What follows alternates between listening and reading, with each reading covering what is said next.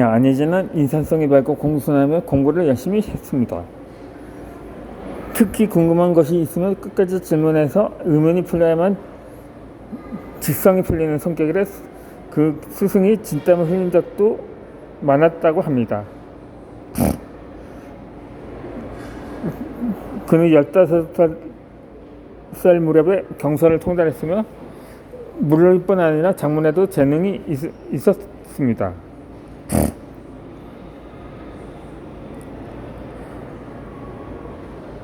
새는 한가로움을 좋아해 후미진 골짜기만 찾아다니는데 해는 수침을 싫어해 중천을 비추인다는 약간 시조 비슷한 글을 작성하기도 했습니다.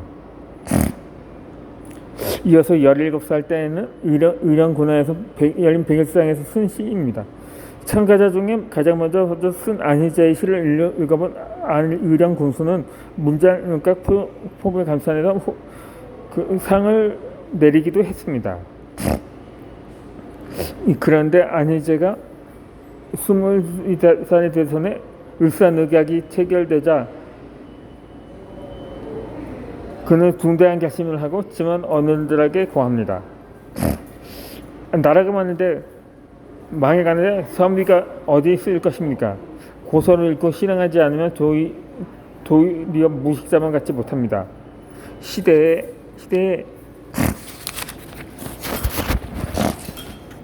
맞지 않는 학문은 오히려 나라를 해치니 저는 이제 신학문을 배우고자 합니다.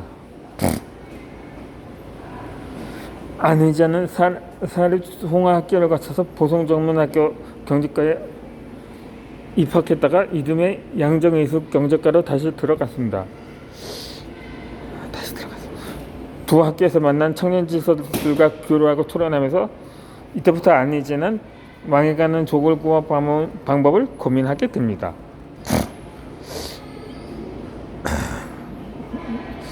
이 무렵에 시민화인을 중심으로 교육의 구국운동이 일어나게 됩니다.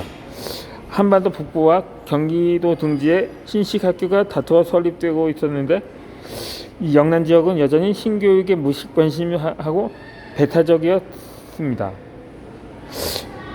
이에 대해 안희재는 영남 춘일의 벗들을 중심으로 교남학우회를 조직하고 신식학교를 세우기 위해 순회 강연을 여는 등의 많은 노력을 기울이게 됩니다. 우리나라가 오늘의 비참한 지경에 이른 것은 어찌하여 그렇습니까? 개명한 세상에서 완고하게 옛날을 지켜서 시대의 흐름을 알지 못해 그런 것 아닙니까? 우리 자제들에게는 신식교육을 해서 새 시대의 주역으로 살게 해야 한다고 연설을 하기도 했습니다. 당시 양정의숙에 재학 중이었던 1907년도에 안희재는 부산의 경제인간 유지들을 발기인으로 모아서 구명학교를 설립하는 데 성공했고 의령군에서도 의신학교를 세우게 됩니다. 고향 설매에도 학교를 세우려고 했지만 보수적인 유림의 반대가 거셌습니다. 안희재는 시금을 전폐한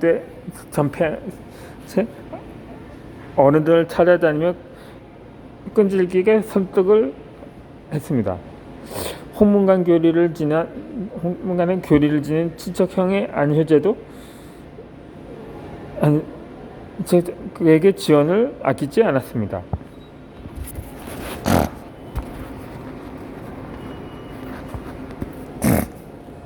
이 내일의 일은 자손들에게 맡기는 게 옳습니다. 어른들이 100년, 1000년 사는 것도 아닌데 옛제도는 풍속을 지킨다 한들 어떻게 신사주를 막아낼 수 있겠습니까? 하면서 민중화는 이렇게 하는 말에 군중 어른들이 결국에는 허락해서 민중 재선을 기반으로 한 창남 학교를 세울 수가 있었습니다. 이후에 안희재는 영남 지역의 자본가들을 폭넓게 모아서 교남 교육회를 조직하고 각지의 학교 설립을 독려했습니다. 안동에 협동학교가 세워질 때도 힘을 보탰고 금약 규정을 취임하여 2년 동안 교육 행동에도 힘썼습니다. 이때 대동청년단과 백선상회를 세우기에 이릅니다. 이 안희제를 이제는 이 비밀강사 단체인 대동청년단을 만드는 데 그게 중심이 되었습니다. 17살에서 30살 미만의 청년 30여 명으로 구성된 이 단체의 초대 단장이 남영훈이라는 사람이었고, 안희제는 부단장을 맡았다가 나중에 2대 단장이 됩니다.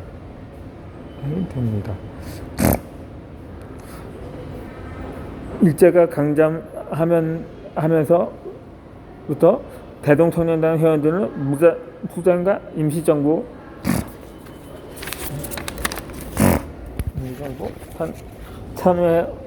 참여하고 의회 수장에 비롯해 학교 설립과 독립운동 자금 지원 등 수많은 갈래로 독립운동에 참여하게 됩니다.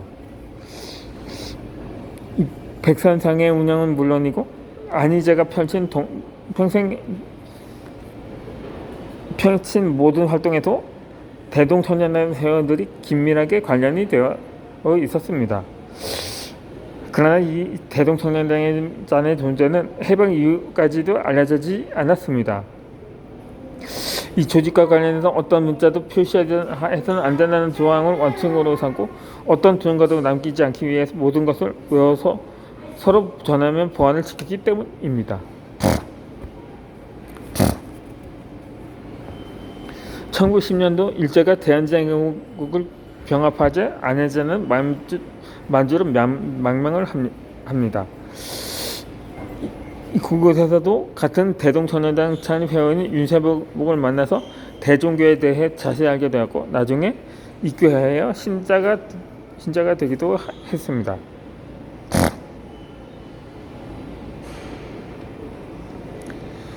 이 단군을 섬기는 민족 종교인 중에 하나인 대종교로에서 활동을 하다가 다시 러시아 보스토크로 간 안희제는 그곳에서 이 독립순보란을 발행해서 독립운동에 참여를 하게 됩니다. 그런데 중국에서 신해임이 일어나고 세계 1차 대전이 발발하는 등의 국제 정세가 숨가쁘게 변해가자 안희제는 동료들과 조선에서 어떤 변화가 갑자기 찾아올지 모른다면서 만일을 위해서 국내외 독립운동 세력을 긴밀히 연결해야 한다고 논의를 하게 됩니다.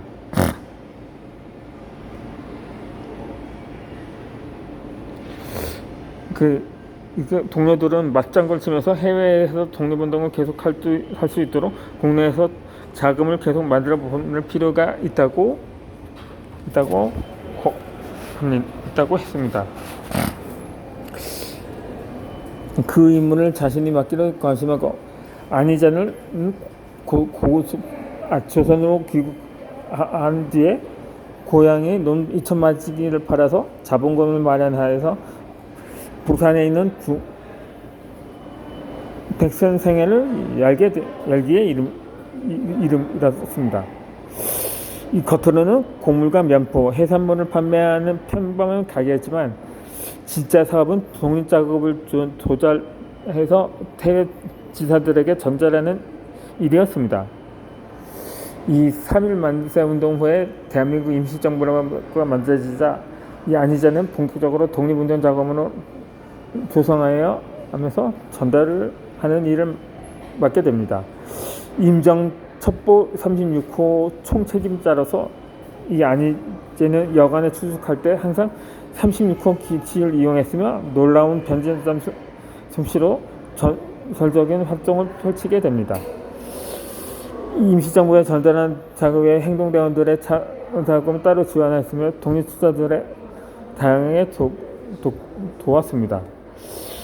일송이 산림훈련소에서 사형을 당하자는 소식을 듣고 어린 자식 외에 연구자가 없어 만해가 시신을 인수했다는 소식을 접하게 됩니다.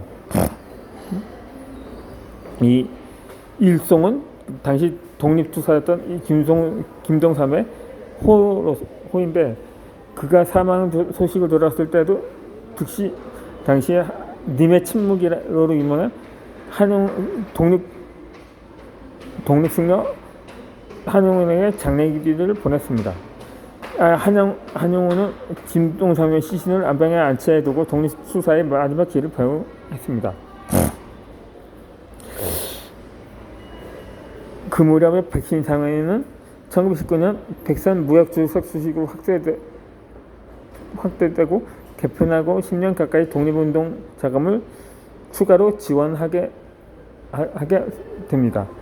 그러나 이 영업 이익이 있건 없건 독립운동 자금을 지원하다 보니 손실을 메우는데도 한계가 있어서 결국 파산에 이르고 말았던 것입니다.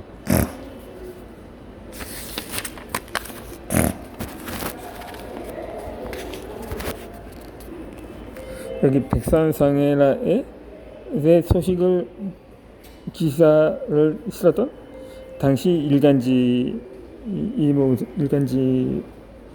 사진이고, 이것은 깡패에서 일본의 국회의원까지 지낸 박충금이나 친파의 사진입니다. 이 사람도 원래 경제인 경제 한편으로 경제인이기도 한데 안희자와는 정반대의 삶을 살아갔던 거죠.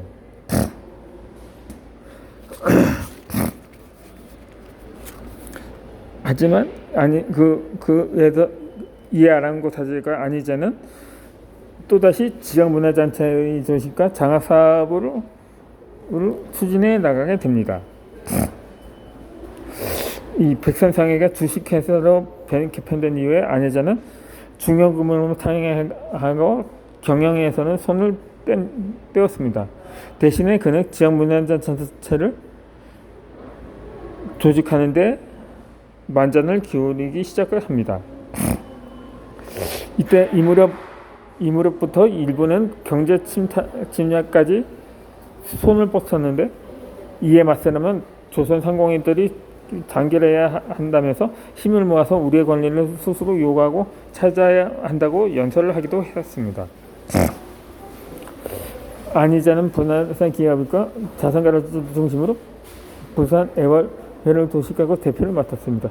식민지 교육을 강화하려는 초등부의 움직기에 민족 자본가들은 순순히 협조하지만은 않았는데, 부산에서 부산의 애월에게 앞장서 대응을 했습니다. 얼마 후에는 보통 시민들이 대거 참여한 부산 청년의 결성을 듣고 안희자는 재무부 간사를 맡았습니다. 이 부산 애월회가 조선 자본가층의 이익을 대변하는 성격이었다면, 이 부산 청년회는 서민과 대중의 입장을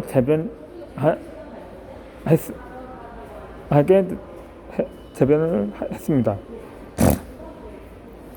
이 당시에 유명한 친일파 깡패 박충금이 총독부를 앞서 사진에 보던 그 인간인데, 이를 총독부를 동요하고 가진 횡포를 부리고 있을 때였습니다. 이 도항 증명서를 만들어서 20원씩 받아채기는 바람에 가난한